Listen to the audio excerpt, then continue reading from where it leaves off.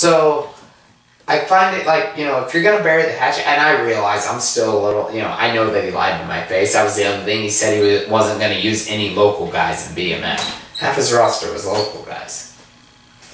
But regardless, BMF Extreme, sorry.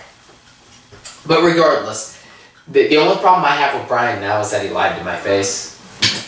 That, and like I said, I mean, I really believe a guy who I once trusted can't be trusted. It's, you know, again, I am a firm believer now that I shouldn't do business with friends. And if I do, it's probably going to be someone who I'm not very close with. So if I lose the friendship, it's not that big a deal. That's my big problem is Brian can't be trusted. And I don't know, that's pretty much where I'm at now. It's just, you know, I said my piece, I did my thing, and now, you know, we buried the hatchet, but as you can tell, the hatchet really isn't buried. But, you know, Brian, if you ever want to meet face-to-face with both of us and actually bury the hatchet completely, get everything out in the open, be honest with each other, and walk away to where maybe we're not friends, but we can at least deal with each other, I'm okay with it. One thing that I guess I kind of, you know, him talking kind of reminded me to bring up was how hypocritical something was Brian had said he had jumped it, like Hadley had said, he had sent us a text saying we hadn't paid for our half, you know, blah blah blah, and you know, you guys need to pay Martin, whatever. That we had bought it basically on a pretty much out of trust. We bought from Martin out of trust, and here we were making payments or whatever, just agreeing to make payments. He like looked down on that, yet when he went to sell his portion to Steven and Scott, Steven had paid in full. Scott, we found out during that little Greeley Plaza meeting, was Scott had only made like 1 or 2 payments. So basically he was selling to Scott on payments. We ended up, it took us about 8 months to finally pay off Martin. But we did. But we finished.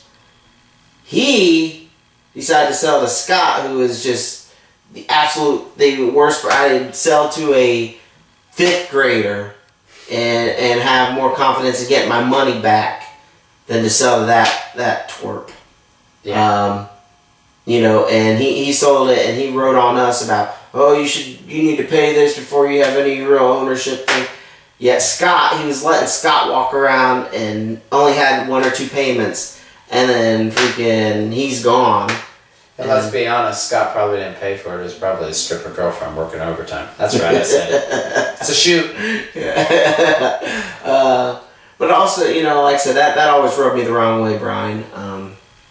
Another thing, I've heard this, I forget where I heard it. I don't know if it was through Tony, one of your other friends, or something.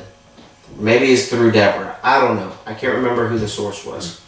Someone had said that, I think, something about me laughing. That was Brian's 3rd blog. Yeah, someone had told him that. Yeah, something about me laughing at the show that only drew 3 people in November. But there was no advertising. The Lucha show, yeah. Something about the no advertising. Okay, first off, why would I laugh at, hey, look, guys, we only got 3 people. Hey, my name's also out there, but I think it's funny. Come on, man. Don't be stupid. Use your brain. Yeah. Why would I freaking be laughing, and I'm embarrassed that there were only 3 people sitting there in the crowd, knowing that, hey, guess what? I'm part of BMF ownership now, so my butt's on the line just as much as his and Brian's. Why would I laugh? You think that I was in the loop with what the Piranhas? They screwed me over just as much as they did you or anybody else. That these people freaking, they were terrible business owners. Yeah. And you know, I drive by there every so often, and it still seems dead. You know, say what you want about Tangos, but I think they had a little bit better crowd than Piranhas. Mm-hmm. But these people were telling us that, oh, we're going to help you do flyers. Oh, we're going to get 107.1 Radio Latina here in Indy. We're going to get them up here to DJ and broadcast live from the event. Guess what? We found out like shortly thereafter, oh no, they're not.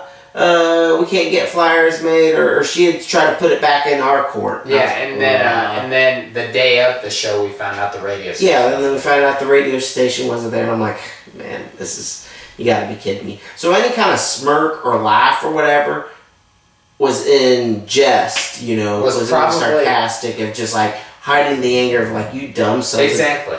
Pieces of crap, Yeah, like that's the thing. There have been times where I remember laughing when I found out that the board was broken in March for Retribution. I leaned up against the wall and was just like, you think I was laughing because I was like, oh good, a board's broke, maybe someone will get hurt. No, I was laughing because of course this would go wrong.